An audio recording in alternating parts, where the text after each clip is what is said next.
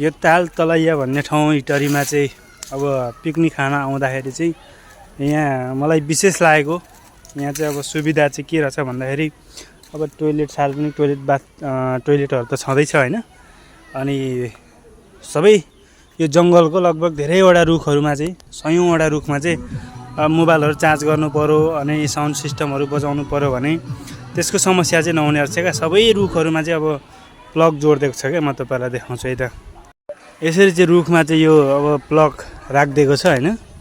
अनि हामीले चाहिँ यो अब यहाँनिर चाहिँ मोबाइलहरू चार्ज गर्न सकिने रहेछ। अनि यहाँनिर चाहिँ साउन्ड सिस्टमको तारहरू होइन यो लगभग देखिएको सबै रुखहरूमा छ प्लग। अब यसरी चाहिँ अब पिकनिक खान आउने मान्छेहरूलाई होइन धेरै अब अलिकति यसले गर्दा पनि अब यहाँ चाहिँ धेरै मानिसहरू आउने गर्दो रहेछन्।